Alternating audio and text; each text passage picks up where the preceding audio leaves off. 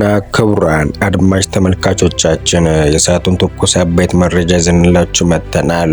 ዜናዎቹን ወደ እናንተ የምናደርሰው ድር ዜና እንሰኛለን። ቤተሰብ አጋር መሆን የምትሹ ሰብስክራይብ፣ ሼር በማድረግ ደጀንነቱን ይግለጹ። በቅድሚያ ወደ ዕለቱ አርዕስተ ዜና የምናመራ ይሆናል። እስከ ዜናዎቹን ፍጻሜ አብረውን ይዝለቁ። ሀሳብና አስተያየቶን በኮሜንት ላይ ይግለጹ። የእስራኤልና አሜሪካ በመካከለኛው ምስራቅ ሶስተኛ ሳምንቱን በያዘበት በአሁኑ ጊዜ ላይ አሜሪካ ግዙፍ የተባለ ጦሯ እንዲንቀሳቀስ ትዕዛዝ መስጠቷ ተመላክቷል።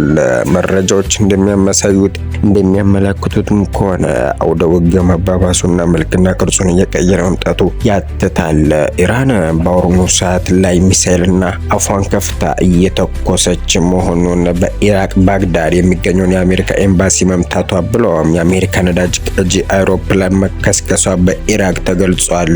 አሜሪካ የኢራን ከፍተኛ ነዳጅ ደሴት ማደባየቷ ተመላክቷል።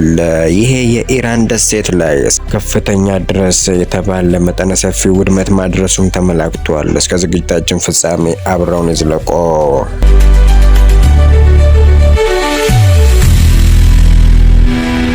ዙፍ የተባለው የአሜሪካ ጦር ከጃፓን ባህረ ሰላጤ መንቀሳቀሱ ተመላክቷል። እስራኤልና አሜሪካ በኢራን ላይ የከፈቱት አውደ ውጊያ ሶስተኛ ሳምንቱ መጋመዱ መያዙ ተገልጿል። በዚህም ሳቢያ አሜሪካ ግዙፍ የተባለ ወታደራዊ ጦሯን ካለበት ነቅላ ወደ መካከለኛው ምስራቅ እንዲያቀና ትዕዛዝ ሰጥታለች። ይህም እስካሁን ከተደረገው በላይ ግዙፍ የተባለ ጦርነት ለማድረግ መታሰቡን ያመላክታል ሲል ዘገባዎች ገልጸውማል።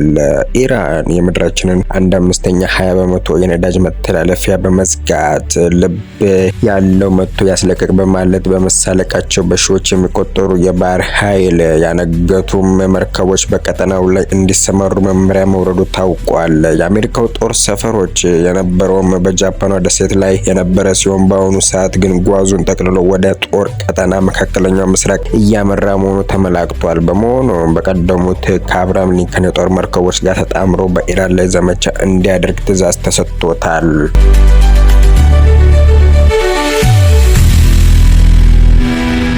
በተያያዘ ዘገባ መሰረትም አጋዥ የጦር መርከቦችን ወደ መካከለኛው ምስራቅ ለማድረስ እስከ 2 ሳምንት እንደሚፈጅ አስታውቀዋል። ፕሬዝዳንት ትራምፕ በሚቀጥሉት ቀናት ውስጥ ኢራን በአስከፊ በተባለ መልኩ እንደሚያጠቁና እንደሚያደባዩ መዛታቸው መግለጻቸው ይታወቃል።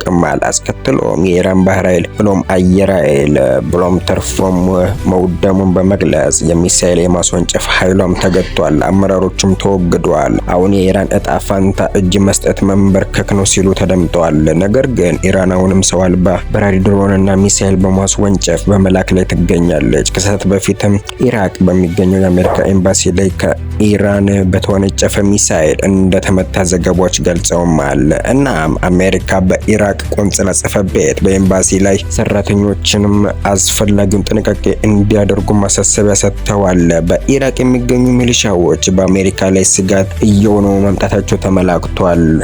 ኢራን የተደራጁ የሽብርተኛ ቡድኖች በአሜሪካ ብሔራዊ ጥቅሞች የውጭ ዜጎች በሚገኙበት ማረፊያ ቦታ ላይ ጥቃት መሰንዘራቸው ተመላክቷል። ብሎም በኢራቅ የአሜሪካ በአየር ላይ የጀት ነዳጅ የሚሞላ አውሮፕላን ተመቶ መከስከሱ ተገልጿል። በጥቃቱ ላይም የኢራቅ አሸባሪ ሚሊሻ ኃላፊነት መውሰዳቸው ተመላክቷል። እናም አሜሪካ በጥቃቱ ላይ ምርመራ እያደረገች መሆኑን መግለጿ ታውቋል። ኢራን በአሁኑ ሰዓት አሁንም በጎረቤቶቿ ባድማና ቦታዎች ላይ ጥቃት ማድረሷን አጠናክራ መቀጠሏ ሚዲያዎች ዘግበውማል።